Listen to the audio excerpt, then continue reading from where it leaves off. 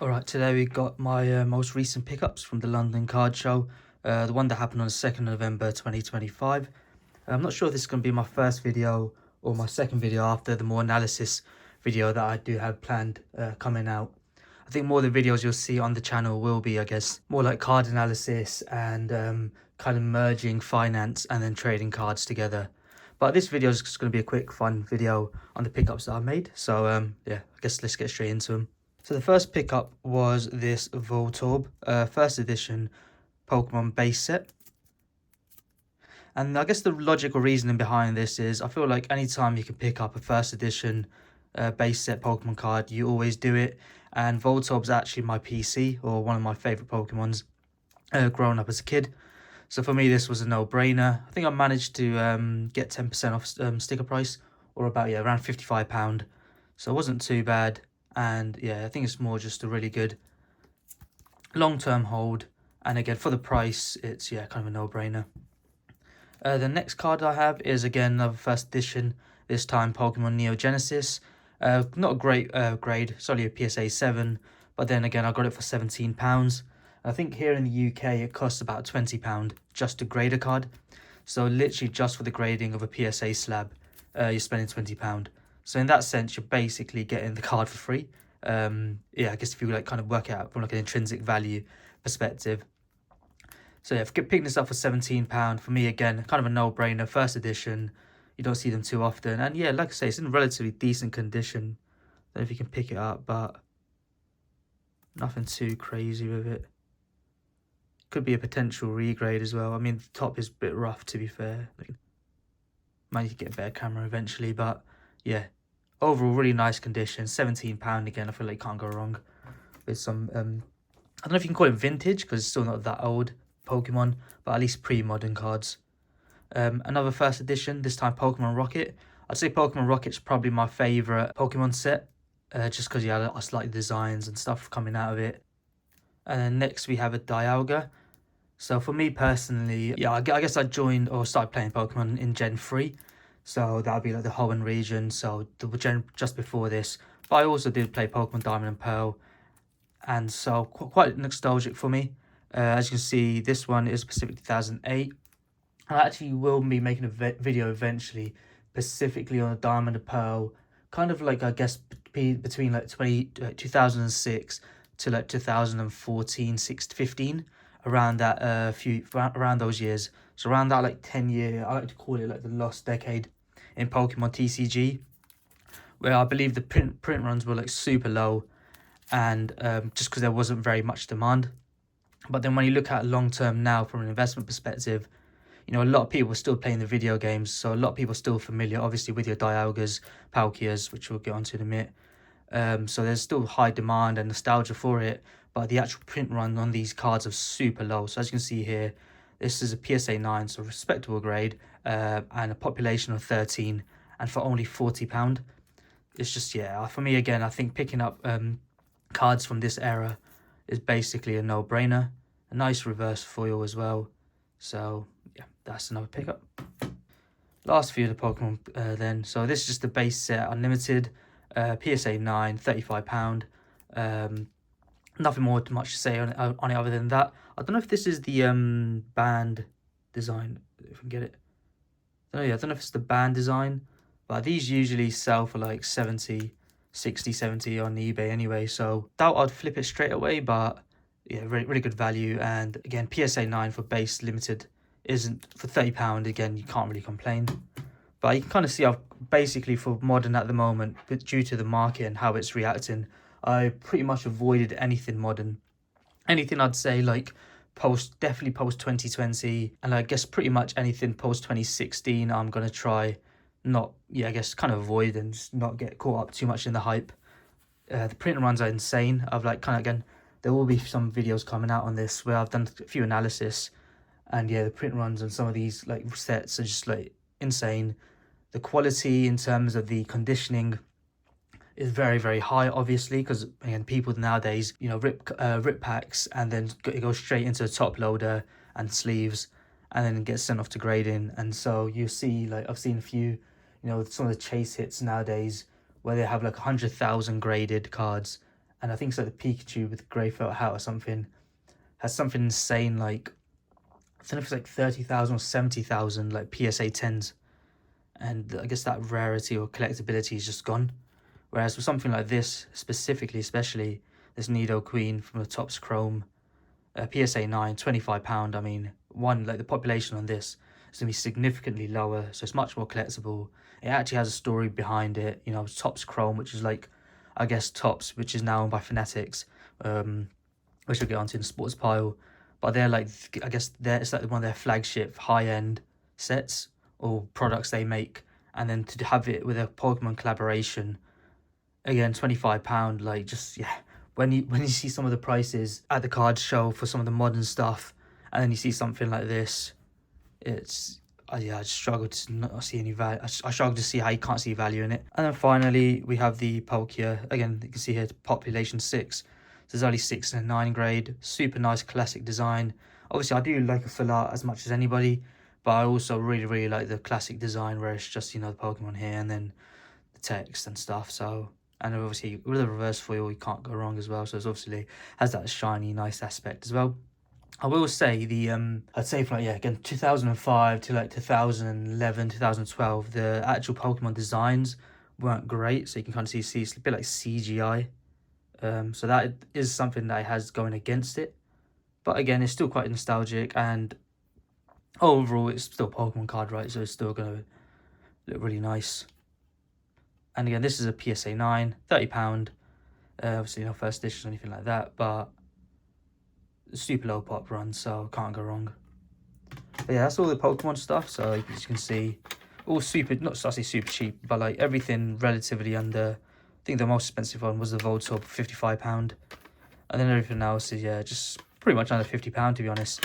So for me personally, again, like I said with Pokemon, the market's just super hot, so I'm just trying to avoid getting caught up in the hype and buying anything for crazy prices. A couple years back, I was buying quite a bit of the more higher end stuff. So although I do probably think I'm gonna start buying more of the higher end again, I'd say anything between like 1999 to like 2006, 7, 8, around there. I'd probably yeah, start buying more of the higher end stuff. Cool. Anyway, so now we have the sports pile. So first up, we got one for the personal collection. Not really a flip or long-term, I guess long-term hold, because again it's for the PC, but it's not really anything to trade on or to make money off straight away or anything like that. It's the Joe Burrow rookie card from the classic, obviously 2020 Prism set, and then it's the red, white, blue Prism. So this is one I didn't have yet. This I managed to get for around 70 in the end. So nothing like crazy cheap or anything, but yeah, PSA 9 is, again, ideally you want PSA 10 with the moderns. I think this is actually the only modern card I have in terms of like modern in the sense that like COVID, and then because the way I look at it anyway, with especially with print runs, is you have pre-COVID and then post-COVID, right? So post-COVID is when the I guess print runs went insane. Demand just went to like another level for all types of cards, not just sports cards or Pokemon cards. So, you know, for all types of cards, demand went really high. And so anything like post 2020 or 2020 and above, yeah, you just want to be careful with. But again, with a PC, I'm not too fussed or too worried. So I'm more than happy to get a PSA 9 and not a 10 just for something. Because again, if you look at the actual card, like this between a 9 and a 10, especially when you're not actually trying to make any money, but you're just trying to collect.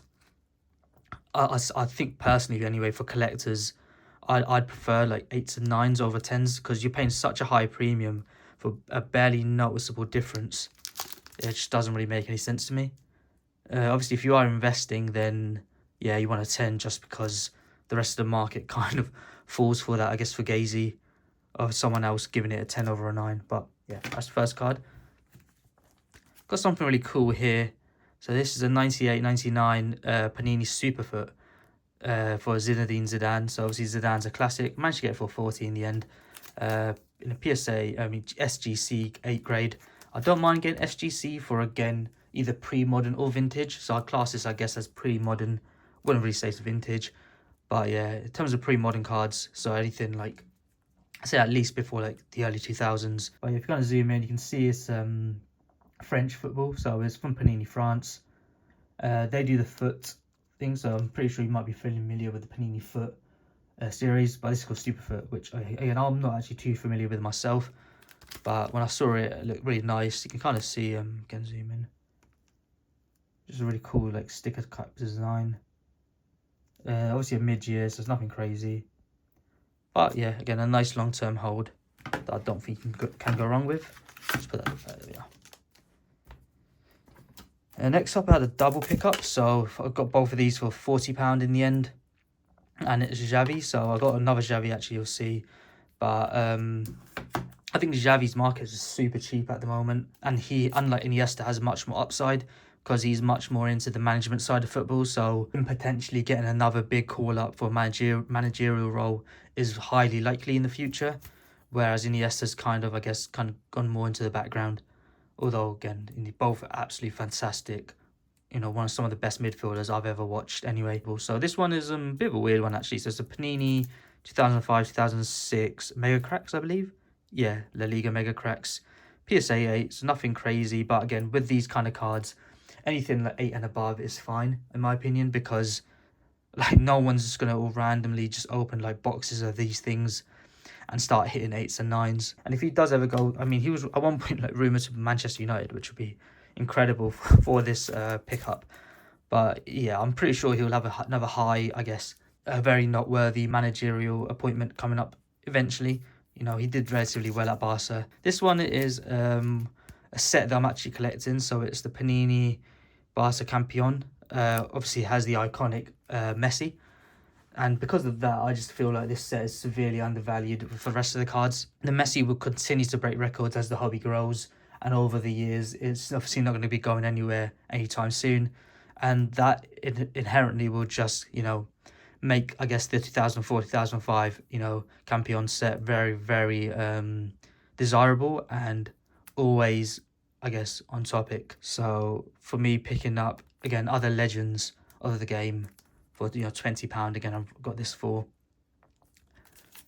is no, yeah, I've said it so many times, but again, no brainer. But with the market as hot as it currently is, I just only really wanted to go for like kind of things that really made sense to me and didn't want to get caught too much in the hype. And I think pickups like this kind of, I guess, resemble that, where it might not be as liquid as, say, you know, 2025 Topps Premier League set, or when the Topps Chrome comes out in January. But in the long run, and even the medium term, like, these are easily going to win out. This was the most expensive pickup of the card show. So again, I've really not bought anything crazy. I went kind of for more quantity over quality, I guess, this time around. Although I would say, you know, the quality of these cards are pretty good. It's just a lot of severely undervalued things, in my opinion. And so yeah, £80 sticker here. I kind of messed this one up in terms of negotiating it. So I was, again, I got another Campeon Barca, another Xavi Barca Campeon card. And I was meant to ask the dealer for £90 for both of them. I, for some reason, saw the 80 sticker and then thought, oh, wait a minute, is it £100 I was going to ask? So I said 100 instead. So I still got £5 off, but yeah, I'm meant to negotiate £90, but not the end of the world. So yeah, we got the Ronaldinho Mega Crack, again, from the legendary Barca Campeón set. This one is him holding up the World Player of the Year, as you can see. And then, yeah, it's the same thing I saw with the 8.5 SGC. Got them both of this is pretty much a similar price. And then just some Dolly, I guess, I don't really pick up like raw singles just because it's such a time sink going through all the raw singles and worrying about quality, grading and stuff. And then also one thing I like about picking up PSA slabs is much more easier to verify they're legit. All you got to do is like kind of look at the font on the PSA slab, kind of give it a good look, and it's obviously going to be real. Whereas with raw singles, it's just a bit of a harder game. Picked all these three up, got them for £30 in the end, so basically got the middle one for free. No idea why I picked this one up, to be honest. Just I bet this someone at the London Card Show had a massive lot of Jordan cards, and so I just thought, you know what, I do PC Jordan quite a bit, and so I thought I'd pick up some 90s Jordan, although this one is NBA Flair 2008-9. It's probably why it was so cheap. And then, yeah, these are the 90s Jordans. So this one is 1996, I believe was a Flair. So Flair 96, 97, obviously Flair with Jordan, iconic, given his, I guess no longer his true rookie, right? Because I think it's someone saw a video or an article where his true rookie is actually a couple of years before the 98, 96 Flair. But still an iconic set linked to the Jordan name. So that was £10, so it's fine. And then another one for the PC. Again, none of these, I didn't really care about the price because, again, not really fussed on selling these anytime soon. But this is a Topps. I don't even know what a set is. It's like inside stuff or something. I think the set literally might just be Topps inside stuff, top 10. I'm not too sure, but. And then finally, I picked up some packs and some sealed product. I didn't really pick up that much sealed product just because at the London Card Show, a lot of the product is either at market value or slightly above market value. So there's no, unless you're like speculating on the long term, I guess, value of a certain product, it's not really worth picking up. Just because, again, you're really basically just playing slightly over market, to be honest. But I found a really cool novelty product at the card show, which was the MetaZoo release event box. So these are like kind of the battle decks. So if anyone's familiar with Magic, when Magic first came out in the 90s, I think 94, they also had these like battle decks. I think Pokemon had it too, actually. But yeah, these classic battle decks where the cards are already pretty much prescribed to you, and then you kind of just use this to play your first few games. Series kind of failed miserably, but it's just such a cool, I guess, novelty, and eventually will be a cool like nostalgia piece. Harkening back to obviously the COVID boom when this thing absolutely blew up and then miserably failed a few years later. But I think this kind of epitomizes the boom and bust cycles of trading cards. And then we bought loads of football, soccer, whatever you want to call it, packs. Again, this is something I collect and like keeping sealed away. So we got the 2000s FA Premier League Merlin sticker collection, published by Topps. And with this one, you got Gianfranco Zola and Henri on the front. And Zola was actually at the card show, London Card Show, for this one on the Sunday, so that was pretty cool as well. Also have then the 97 Premier League Merlin. I believe this is a sticker set as well. That's pretty cool. And then we've got loads of like packs, pretty much for most of the Euros and the World Cup. So 2006 Germany World Cup. This is like the mini sticker and plus 2 candies. So you kind of feel like it's kind of sticks out with the candy. Pretty interesting. Won't be opening it, so I'm not too fussed about the quality. But yeah, Panini candy, I guess, set there. I think they stopped doing this after the 2006 World Cup as well, so yeah, that's interesting. Got France 98, so again Panini, but this is the trading cards, I believe. So yeah, trading cards. So these are slightly more higher end than the other two. I'll put that to the side. Pretty cool one. So then we do have actually the Upper Deck 1994 World Cup, and so these are the Upper Deck cards. Not sure there's anything too crazy in here. Can't go wrong with Upper Deck. So and lastly we've got some more Panini. So we've got 2002 World Cup Panini. So this is actually a set that I collect.